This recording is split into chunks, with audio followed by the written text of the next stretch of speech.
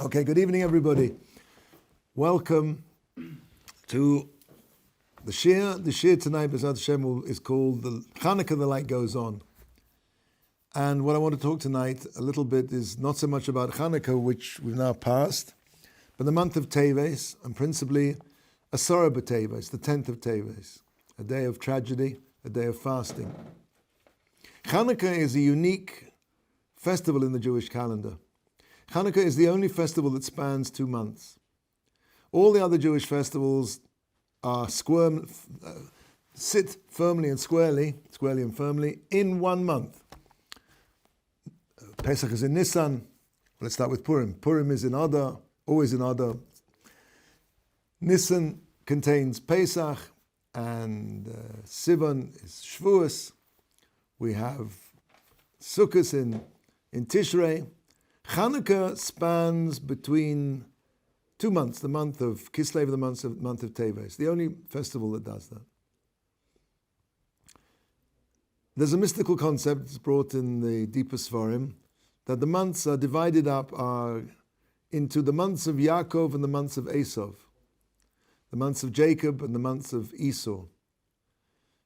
Esau is the nemesis of Yaakov. They are twin brothers, and as the Gemara says, when one is up, the other must be down. It's a symbiotic relationship. They can't both be up. When Kesaria is up, Yerushalayim is down, and vice versa.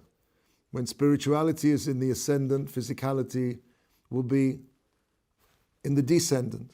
Right now, we're living in the world of Esav, a world of rampant materialism, selfishness, a world which is threatening to consume itself with its desire for hedonism and pleasure, a world where people don't really know who they are anymore, they can't define their genders, their identities. Selfishness has become so rampant that it threatens like some green-eyed monster to devour itself.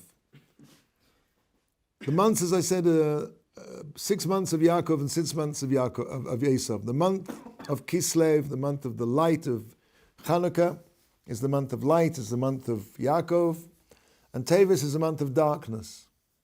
But as we said, Hanukkah spans the 2 months. When the Kodesh Baruch Hu created the world, there shone at the beginning of creation a light called the Or Haganuz. This was a light which Hashem, Haganuz means hidden. Hashem hid this light away. Chazal teaches this was a light which was so bright that you could see from one end of the world to the other. Now, this doesn't just mean that doesn't mean at all, probably, that it was very, very bright. What it means that when you can see from one side of the world to the other, it means that you could see cause and effect. We live in a world of darkness. We live in a world where we have questions. Why do good things happen to bad people? Why do bad things happen to good people? It's a world where we don't see cause and effect. We don't see why things happen. The Oregon was allowed you to see why things happen, and therefore it was very powerful. If you can figure out cause and effect, then that's something that, if you're a Rasha, Khalila, but an evil person could use that, for his own purposes, and cause tremendous damage, and therefore Kodesh Baruch Hu hid that light away. But that light, even though it's hidden, even though it's ganuz, it makes appearances throughout history. It makes its appearance in the lights of the menorah in the Beis HaMikdash. The Beis HaMikdash, it's learned out from a posuk. The Beis HaMikdash of Shlomo HaMelech, the windows were narrow on the inside and wide on the outside. Usually when you build a building, you build it the other way around. The narrow side is on the outside because you want to funnel the light as much as possible from the outside to the inside. If you can imagine in sound terms, a bit like a bullhorn. A bullhorn, the narrow end is the end where the sound emerges, and you want to amplify it, so you make it big at the end. So when you build a regular building, you build it to amplify the light, so the narrow end will be on the outside, and then the large aperture will be on the inside, so the maximum light will penetrate. Beis HaMikdash didn't need light. The Beis HaMikdash radiated light. It radiated the light of spirituality of the world, and therefore the windows were narrow on the inside and wide on the outside. The Or HaGanuz is visible in the menorah. the Or HaGanuz is also visible in the lights of Hanukkah. The number 36 is interesting in this context. We've said this before, if you count out the number of candles that you light on Hanukkah, excluding the shamash, on the first night you'll light 1 candle.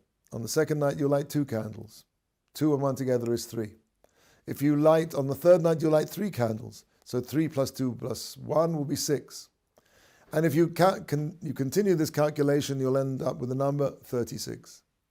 36 is a number which also is, as we said before, the number of the hours that the Kodesh Baruch Hu allowed the Or HaGanuz to shine at the beginning of creation before it was hidden away. And this is really what I wanted to get to, this idea that of Kislev, the month of light, the month of Yaakov, penetrating into the dark of Teves. If you count the number of days from the beginning of Hanukkah to the end of Tishrei, the end of Teves, you'll get to 36. There are 36 days between the beginning of Hanukkah and the end of Teves, meaning the light goes on.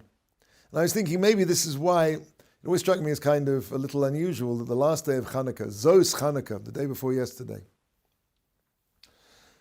which is the apex of the celebration of Hanukkah, all 8 candles, Zos Hanukkah we read, this is Hanukkah. Really, if you think about it, once we've lit the candles, the previous evening, which of course, Vayi Erev Vayvoker, the Jewish day starts, most things start anyway, by night. But you wake up the following morning and there's really no evidence of Hanukkah. The lights have been lit. True, there's a minhag to light them in the shul. True, there'll be Hallel. But these things are not what I would call connected to the Maisa mitzvah, the action of the mitzvah of the Chanukiah itself, the menorah. That's already gone, that's already done. And I was thinking maybe this is a perfect symbol, that the idea that the light goes on even into the part of that day where there is no visible sign of the mitzvah being done. And that's the idea of Hanukkah, which penetrates into the darkness of the month of Teves.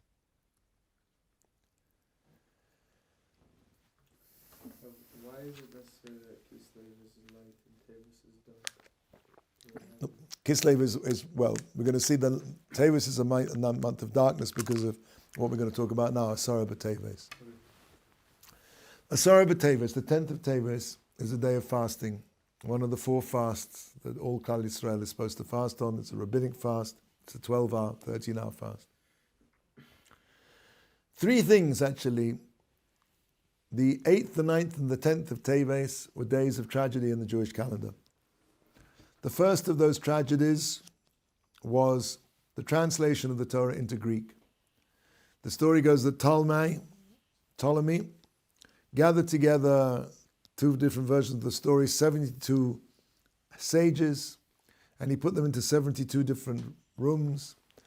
And he went into each one of them and he said to each one of them, Tetargem li Torahs Moshe Rabcha. Translate for me the Torah of Moshe, your rabbi, your teacher, into Greek.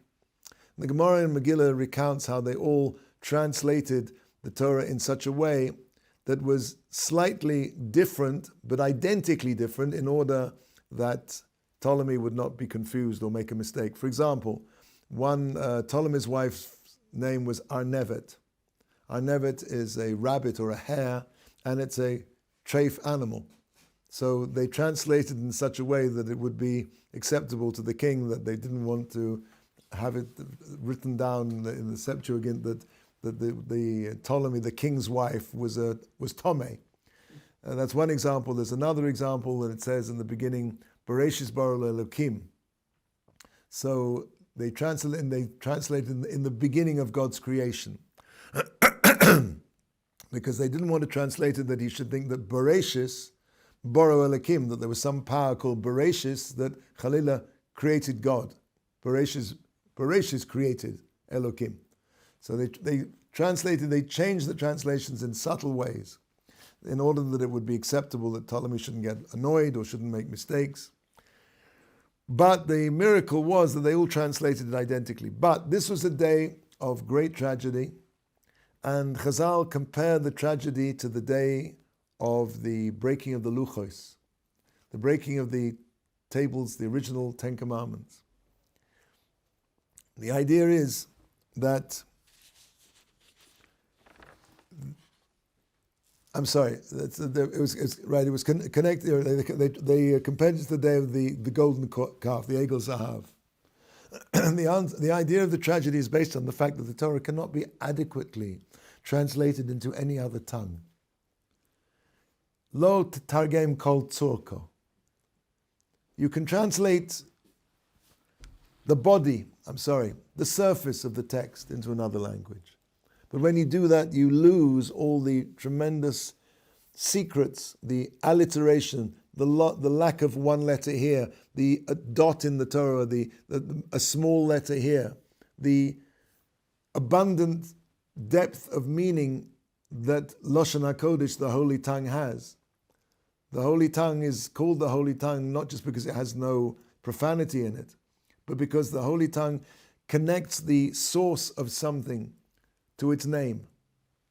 There's a famous Gemara that says that the Kodesh Baruch Hu took all the animals in front of Adam Rishon, the first man, and asked Adam to give them names. And Adam gave each of the animals their names, not in a conventional sense, but Adam was able to intuit the shorish, the root of their nefesh, their nefesh, their soul, so to speak, and express that in the name. And the very fascinating Medrash finishes off by saying that a Kodesh Baruch Hu says to Adam Rishon, and what is my name? And Adam Rishon says to Hashem, your name is Yud Kei Vav Kei. The name of something, Shem, Cham, v'Yafes, the three sons of Noach. Shem, name, means the expression of the essence to the outside world.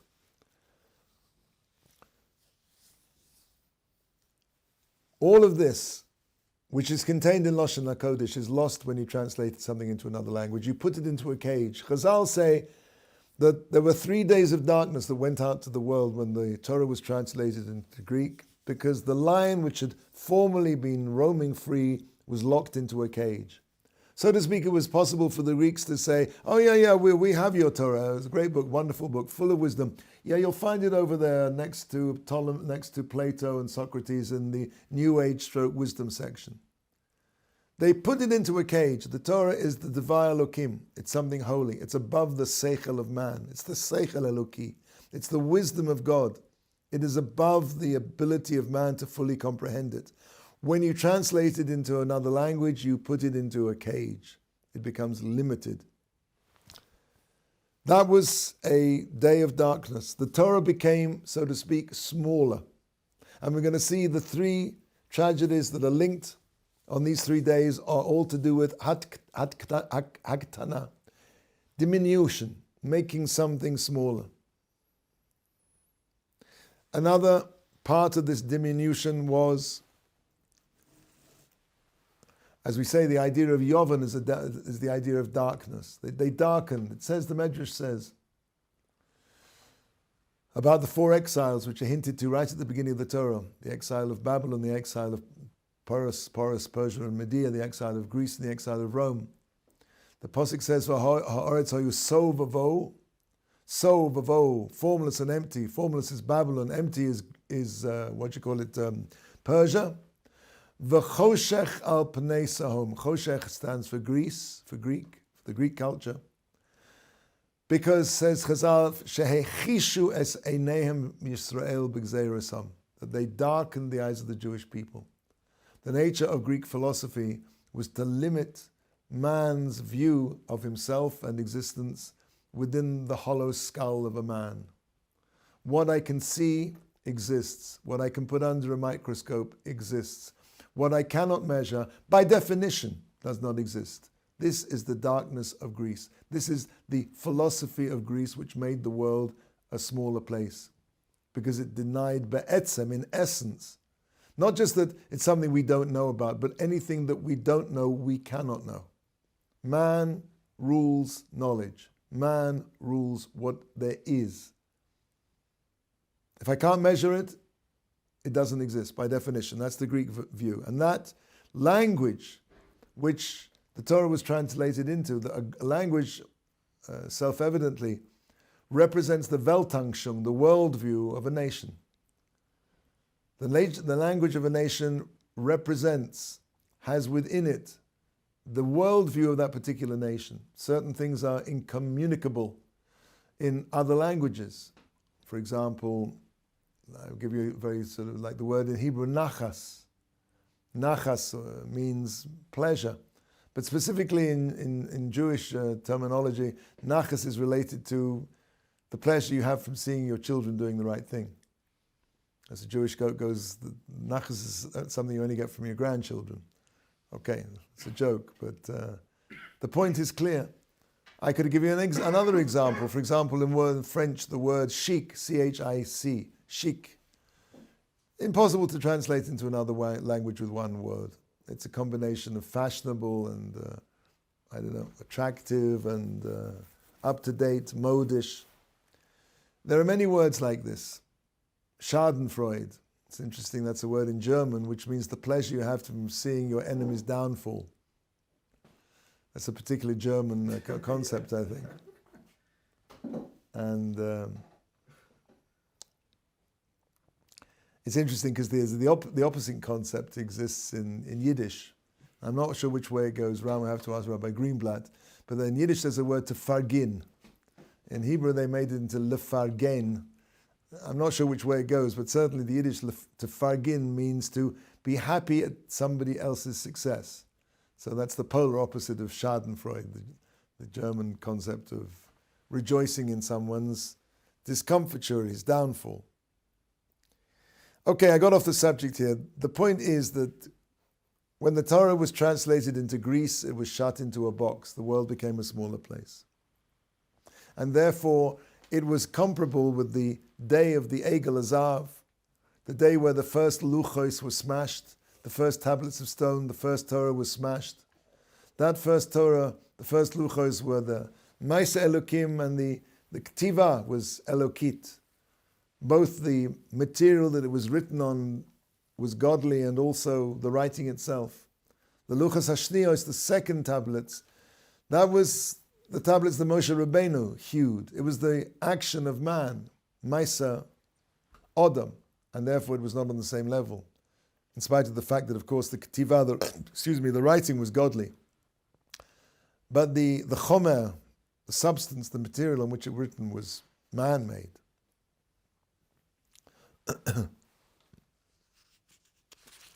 That's the 8th of Teves. 8th of Teves, again, we fast on the 10th of Teves, but it's really we're fasting for 3 days of tragedy. The 8th, the translation of the Torah into Greek. 9th of Teves. 9th of Teves was the death of Ezra. Ezra, according to some opinions, was Malachi, who was the last of the prophets. The death of Ezra marks the end of the great period of direct communication between God and man. Ad kan, until here the prophet spoke. Now we have to hat einecho, lend your ear, incline your ear, v'tishma, and hear the words of the Torah, of the sages. And with the death of Ezra, Malachi, comes the ascendance onto the world stage of Alexander of Macedon, who's called Alexander the Great, the essence of the Greek king. Now it's true that Alexander was somewhat sympathetic to the Jews, and there are Gemaras which describe how he, when coming to Yerushalayim, got off his horse and he bowed down to Shimon HaTzadik. Apparently because this was the figure. He saw a vision of Shimon HaTzadik in his dreams, and whenever he saw this apparition of Shimon HaTzadik in his dreams, he would be victorious in battle. But with the ascent of Greece and everything we spoke about, the Greek language, the Greek culture, the Greek philosophy, the world of prophecy cannot exist in an atmosphere, cannot breathe the air of Kfira. When the Greeks become the dominant power, when their philosophy, when their worldview becomes the dominant, that's a world that it's impossible for the idea of God speaking to man exists. And that also is the great era of the rise of Torah Sheba'al Peh, after the era of prophecy. But with the end of Ezra, Malachi dying, that was a day of tragedy, because again the world became a smaller place. There was no prophecy yet in the world anymore.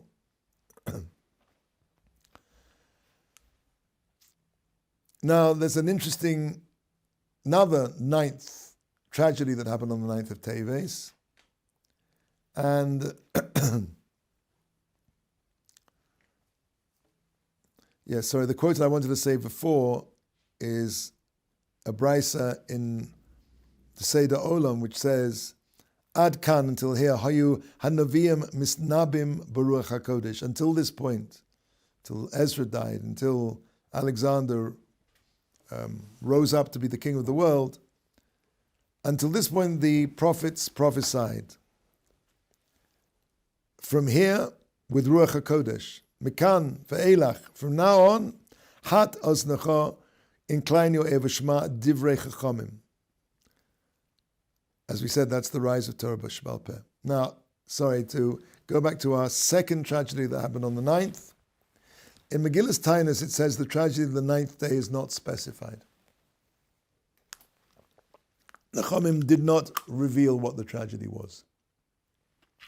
But apparently, there is an opinion that many commentaries, and amongst them commentaries which provide support with calculations, explain that the 9th of Teves was the day on which the founder of Christianity was born. Not the 25th of December, and even according to their calculations, it's very unlikely it was the 25th of December. According to this particular concept, this particular understanding of the secret tragedy of the 9th, that was the day of his birthday. And clearly, there's no man in the history of the world whose name has been invoked to such effect to spill Jewish blood. No man's name in the whole of the history of the world has been used to that extent. Jewish blood has flown without cease almost in his name. But apart from that, there's something else about his birth and the religion that he spawned, brought a tremendous diminution to the world, a tremendous shrinking of the world. Before we go into that, though, I just want to mention what happened on the 10th of Teves, which is the day we fast, which is the siege of Yerushalayim. Yerushalayim was placed b'matzor u'matzok, in siege and containment, crisis. Bavel is talking about the Babylonians. The Babylonians did something which was inconceivable. They besieged Yerushalayim. It's interesting because the Asara B'Teves doesn't happen now this year. But Asara B'Teves is the only day in the Jewish calendar that a fast can fall on Friday. No other fast, not Tisha B'Av, not Yom Kippur, ever falls on a Friday. And the reason is because when Asara B'Teves does fall on a Friday, as it does, one is faced with the very uncomfortable feeling of making Kiddush on a completely empty stomach. Now, it's not the covet of Shabbos to go into Shabbos hungry. You're not allowed to go into Shabbos on a full stomach because you have no appetite for a meal. Conversely, you're also not supposed to go into Shabbos in a state of starvation or hunger. And yet, Chazal understood that it was so significant that Asara B'Teves was the day that if it did fall out on a Friday, you would fast on that Friday. Why? Ostensibly, Asara B'Teves, of all the fasts, was the day where the least happened. Nothing happened. Not a shot was fired. Nobody got hurt. Nobody got killed. Why should Asara B'Teves be such a tragic day? If you look at an acorn, you're really looking at a tree. There's nothing in the tree that is not contained in the acorn. An acorn really is a tree which has not yet become a tree. It hasn't yet unraveled. It hasn't yet taken place. When the Babylonians put Yerushalayim b'matzor matzok, when they put it under siege, it wasn't the end, but it was the beginning of the end. At that point, from that point on, the fate of Yerushalayim was sealed. And the most tragic moment of any disaster, or one might say the seminal moment of any event, is when it becomes locked into inevitability. Even though it hasn't played out yet, even though you can't see the tragedy is already there. You just don't have the viewer. It's there right now. Where you had eyes to see, if you had the sensitivity to understand, you would see right there on the Sorah Teves, Tisha B'Av was already there. And for that reason, it's the most tragic of all the moments, and maybe it's even more tragic because nothing happened. Everything seemed to carry on, with the exception that Yerushalayim was now put under siege. Again, that's another element in Haktana, diminution. When Yerushalayim was put under siege, the Kimitzion Teitzei Torah, because the Torah goes out from Zion. The voice of the Torah was stifled, was trapped, was not allowed to go out. The world again became a smaller place.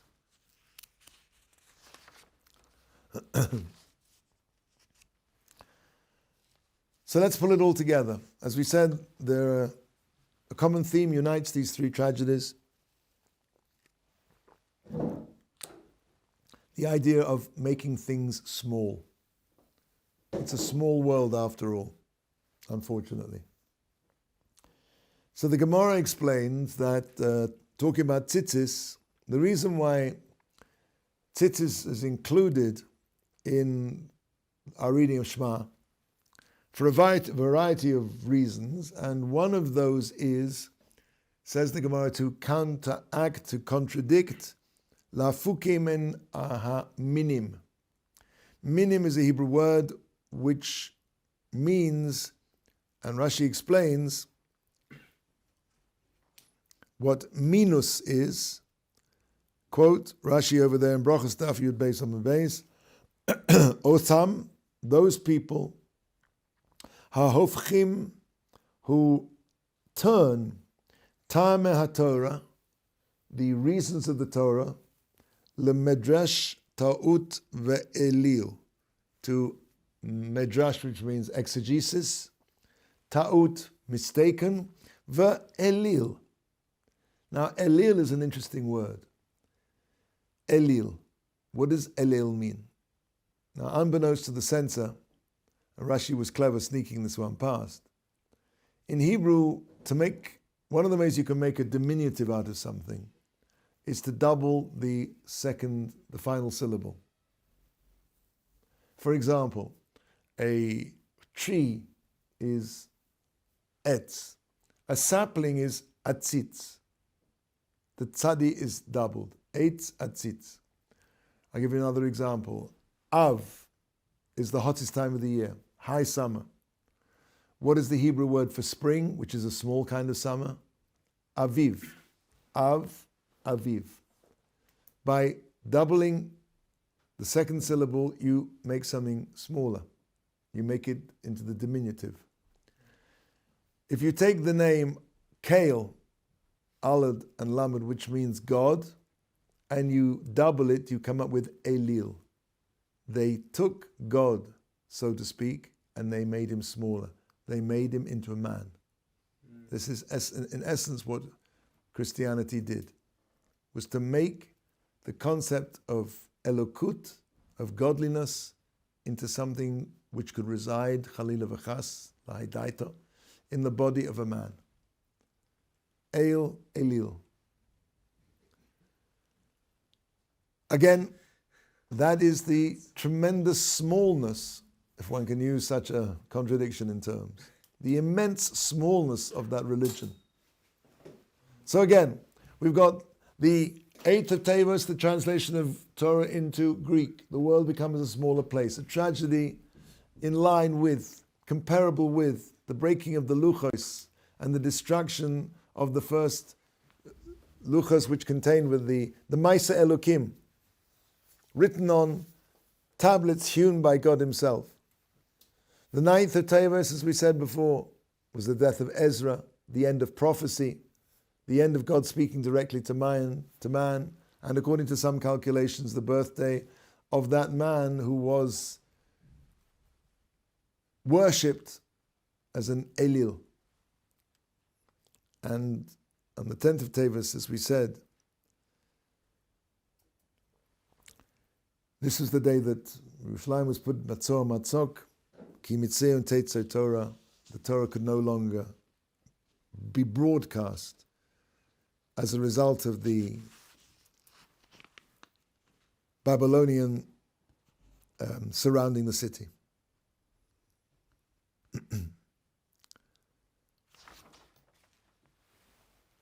We're in the world, we'll finish with this, of Edom. As we discussed in previous weeks, there are 4 exiles, 4 great world historical exiles, and we're in the 4th of those. And towards the end of it, Baruch Hashem, the Ramban on Parshas Balak, which was actually censored in many editions, but it's available, explains how Edom is a branch of Yavan. It's called Tzim Miyad Kitim. That's what the Torah calls Edom. V'tzim Miyad Kitim, v'inu Ashur, v'inu Over, v'gam hu Adei Oved. Tzim Miyad Kitim. The Kitim are descendants of Yavan, of Greece. Edom, Rome, and of course when we talk about Rome, we talk about the cultural descendants of Rome, the Western world, sees itself as a continuation of Yavan. In point of fact, the Gemara speaks about Italia shel Yavan, Italy of Greece. It's an expression in the Gemara in many, many places. Edom has nothing of its own. The Medrash explains that it steals its culture and identity from others. And in point of fact, the prophet Avadia, who was actually a Ger, convert from Edom, described Edom as extremely small and extremely denigrated. Hine katon nasaticha bagoyam bozui atam oid. You're extremely lowly, says Hashem of Edom.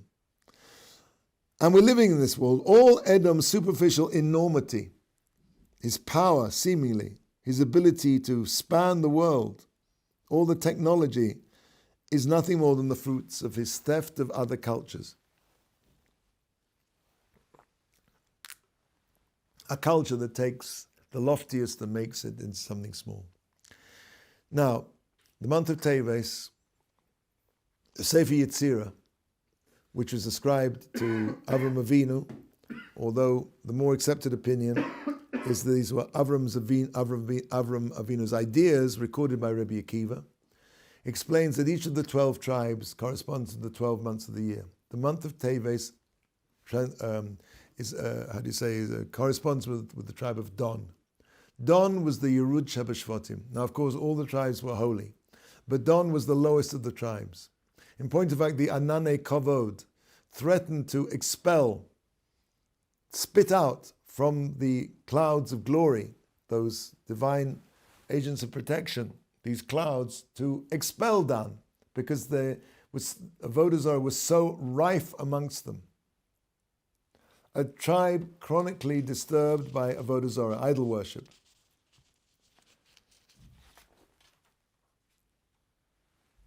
It was a tribe that brought Avodah Zarah idols from Egypt and even to the sea where they split. And yet, despite Don's relative lowness, Don is joined to the highest of the Shvatim, to Judah, because, and if you remember, in the building of the Mishkan, Betzalel comes from the tribe of Yehuda, and Oholiav comes from the tribe of Don. You need both of them. You need the top and the bottom. The highest and the lowest always have to be connected. And when Moshe blessed the two tribes, he used the same two words, Gur Aryeh. They both describe both tribes of lion, Gur Ari Yehuda and Dan Gur Aryeh. What was unique about Dan that, despite all its lowliness, makes it an integral part of the Jewish people and more connected to Yehuda, the highest of the tribes? The Torah explains in the middle of Yaakov's blessing to Dan, Yaakov suddenly stops in the middle and exclaims, Lishuoscha kivisi Hashem. I long for your salvation, Hashem. So, first class, it seems to be a non sequitur. What has this got to do with the bracha? If we look deeper, however, we'll realize that this exclamation is exactly what characterizes Dan. The Medrash says that Dan were a bitter people. Nevertheless, Dan embodies an enormous power, which is that he longs. Lishwascha kivisi Hashem. Dan understands its lowliness. Dan understands where it's holding. And yet, what makes it so great is its desire to escape from this lowliness. And that's really, gentlemen, if I might suggest, where we are today. We are in the world of Dan. We are in a world where the only thing that connects us to Hashem is Lifshuoscha kivisi Hashem, is the longing to be above the level that we're on. The Jewish people, as we live today, as we are today, embody this feeling. We all feel, I think, very low, very disconnected. When we look at our fathers, our forefathers, we look at the Avos, we look at the great rabbis of previous generations, we think we are so low. And yet, what connects us to that very high point, just like Dan Aryeh, Dan Gur Aryeh, Gur Aryeh Yehuda, what connects us is this burning desire. We may be at the bottom, we may be in the heel, in the Ikva de Mashiach, the lowest part of the Koma Shlema of the Jewish people, the very lowest, the end of time, the end of the body, the least sensitive part. And just like the heel, it's interesting, even though the heel is the least sensitive part of the body, it'll laugh at anything. That's our generation. We find everything funny. In spite of our very lowness, we have a tremendous power and a tremendous hope. It is that hope which is our power. If we really, really, really hope for salvation, Lishuoscha kivisi Hashem, then it's Hashem's haftocha, that however lowly we are, however far away we are, that Hashem will bring the Mashiach b'imheira v'yomeinu. Sure. Why is it that, I mean, from my knowledge, from what I learned at least in public school, that Yaakov didn't inherently do anything bad. He was a Jew, and he was persecuted, I guess, by the Jews, and then something happened resulting in him being hung on the cross. So why is it that his name, one, is worshipped, and two, has caused and is still causing like a bad rep for the Jews? And because okay, he was Jewish, but I don't understand what he did there. I mean, look, I'm not an expert on this, but the Gemara says that he was a mesis umadiach. He was a person who turned away people from keeping halacha, who turned away people away from Yiddishkeit, and he was chayv misa for doing that. He was chayv misa. And in those days, the secular arm, whoever it was, Pilate, the representative of Rome, had a relationship with the Sanhedrin, that they would execute people who were found who were chayv misa by the Sanhedrin. So the process of his death was as a result of him going through due process. He was chayv misa and he was executed By the Jews? By the Romans, but because the Romans were basically the secular authority, but he was handed over by the Beis Din to the Romans. But he was chayv misa, he was paskin guilty. Why his name? For leading others astray. Yes. Which is interesting because the Romans carried out the death sentence. Right. All the Jews did was prosecute. True, but remember the Jews were, so to speak, under the control of Rome, meaning that the Jews were allowed to, at that point anyway, maintain their own judicial system, but the execution of power in whatever way it was, in, for example, like physical execution, or at that time crucifixion, was not something that the Beis Din was allowed to do. Why it is that he has caused so much blood has been spilt in his name, I'm not sure I can answer that. Okay, thank you very much. Thank you so much.